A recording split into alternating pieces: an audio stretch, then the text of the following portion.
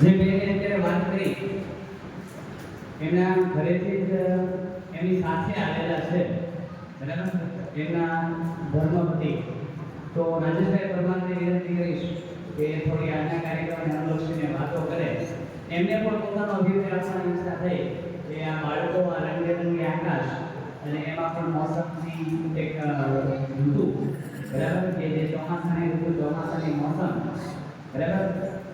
તો આપણે એમને પણ વિનંતી કરીએ કે થોડી આજના કાર્યક્રમમાં કદાચ તમારી કોઈ ખામી હોય, કારણ કે પોતે એવા પ્રોફેશનલ સાથે જોડાયેલા છે કે જે પ્રોફેશનલમાં ઘણા બધા લોકોને ફાયદો થાય, સમાજને ફાયદો થાય, રાષ્ટ્રને ફાયદો થાય અને કદાચ સમગ્ર વિશ્વને પણ ફાયદો થાય. તો હું રાજેશભાઈને વિનંતી કરીશ કે થોડી કાર્યક્રમને અનુલક્ષીને વાત કરે. રાજેશભાઈ.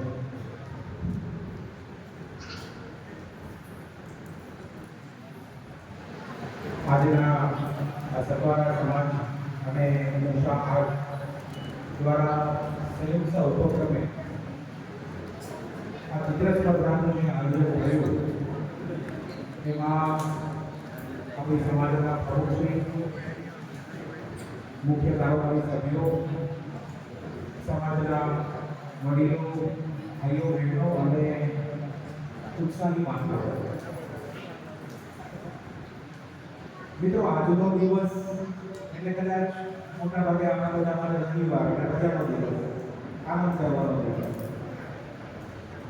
પણ આજનો જે શુભ દિન છે અષાઢી બીજ, આમ તો આપણે ખાલી એને અષાઢી બીજ તરીકે જ માનીએ છીએ, પણ અષાઢી બીજ એટલે આમ જો કહીએ ને તો વર્ષા ઋતુના જેટલા પણ તહેવારો છે એનો પ્રારંભિક દિવસ આજે છે. એટલે આજથી વર્ષા ઋતુના જેટલા તહેવારો છે ત્યાંથી શરૂ થાય. સાથે સાથે ભગવાન જગન્નાથની જે નગરયાત્રા હતી એની સ્મૃતિ રૂપે જે રથયાત્રા નીકળે છે એમનો આ દિવસ.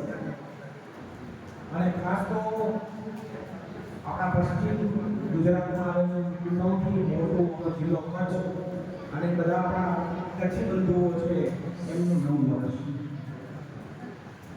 એટલે આમ જોવા જઈએ તો એક બહુ સરસ શુભ આજે એક સૌપ્રથમ તો નિર્ધારિત કરવામાં આવ્યો, એ બહુ ખુશીની વાત છે. અને મોટી સંખ્યામાં બાળકોએ ભાગ લીધો.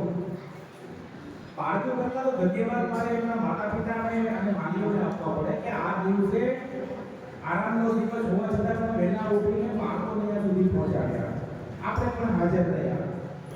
અને ઘણા ભાઈઓ તથા બહેનો કે જેમની પાસે આ એક સુસુપ્ત શક્તિ છે, આમ તો એવું કહેવામાં આવે હતો કે જે કલાઓ છે આપણા શાસ્ત્રોમાં, આપણી સંસ્કૃતિમાં જો કદાચ જોઈએ આપણે તો જે 64 કલાઓની જે વાત કરેલી છે એ 64 કલાઓમાંની આ એક હસ્તકલા એટલે ચિત્રકલા. આમ તો બોલવું એ પણ કલા છે, નૃત્ય કરવું, સંગીત વગાડવું, એ ઘણી બધી કલાઓ છે. પણ 64 કલાઓમાંની જે હસ્તકલાની એક જે કલા કે જેમાં નાના બાળકોને બહુ રસ હોય. આમ તો રમવાનું જીવનમાં બહુ મહત્વ છે. આપણે બધા કોઈ વ્યક્તિ રચાયેલા છે, આપણે બધા પણ રંગોના મહત્વ વિશે સમજતા બાળકોને કરવા એ આપણી પ્રાથમિક ફરજ છે. એક સરસ મજાનું આયોજન બાળકોનો ઉત્સાહ વધારવા માટે આપણી સમાજમાં થયેલો ખુશીની વાત છે. એ માટે સૌપ્રથમ સમાજના આગેવાનો, કાર્યકર્તાઓ અને ઉત્સાહ આગેવાનો ધન્યવાદ પાઠવું છું. આવો નવો ઉત્સાહ છે બાળકોને આપતા રહો. જીવનમાં એક કલા પછી કોઈ પણ હોય, મોટે ભાગે આપણે છે ને જેમ જેમ ઉંમર વધતી જાય તેમ તેમ કહેવાય કે પાણા થતા જઈએ.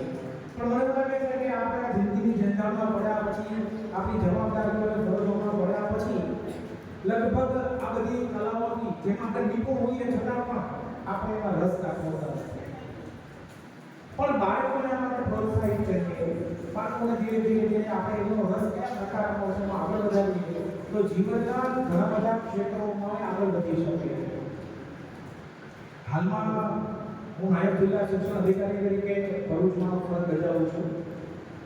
પણ મને એવું લાગે છે કે માત્ર કોઈ પ્રોફેશન નહીં, માત્ર પ્રોફેશન નહીં પણ પણ કલાઓમાં પણ પારંગત થાય અને આપણી જૂની જે આપણી સંસ્કૃતિમાં વણાયેલી જેટલી પણ કલાઓ છે એ જાગૃત થાય, ધીરે ધીરે બાળકોને એની સમજ આવે, તો એ બહુ મોટી વસ્તુ છે. એક ઉદાહરણ સાથે તમને કહું મિત્રો, તો કાપડ વણવાની કળા આપણને લાગે કે આપણે તો કંઈ બહુ જાણતા નથી, એમાં ખાસ કરીને જે વણાટ કામ છે એમાં જે પટોળું વણવાની કળા છે એમાં માત્ર ને માત્ર આજે 6 કે 7 પરિવાર એવા પાટણમાં રહ્યા છે કે જે આ પટોળું વણવાનું કામ કરે છે. અને કદાચ આપણામાંથી બહુ ઓછા લોકો એ પટોળું ખરીદી શકવાની ક્ષમતા ધરાવે છે, લાખો રૂપિયાની કિંમત થાય છે. એ પ્રમાણે જરીકામ એક કળા છે, બહુ વર્ષો પહેલા એનો ઉદ્ભવ સુરતમાં થયો હતો અને હજુ પણ એ જરીકામની જે કળા છે હજુ પણ અસ્તિત્વમાં છે. બહુ ઓછા લોકો જાણે છે, પણ જે લોકો કંઈક કલા વિશે જાણે છે એ એના ક્ષેત્રમાં ખરેખર ખૂબ આગળ છે, કારણ કે એનાથી એનો પ્રોફેશન, એનો ધંધો, રોજગાર ખૂબ આગળ ચાલે. તો આપણે પણ બાળકોને આ અલગ અલગ પ્રકારની કળાઓમાં પ્રાણીઓ માટે આપણે ઉત્સાહ વધારીએ, સૌ સાથે મળીને બાળકોની સાથે સાથે આપણામાં રહેલી પણ કોઈ સુસુપ્ત કલા હોય, કોઈ એવી શક્તિ હોય તો એને બહાર લાવીએ અને આવા તહેવારો જ કરું છું, દિવસ નથી કહેતો, આવા તહેવારોને આપણે ઉજવતા રહીએ એ સાથે હશે. Thank you.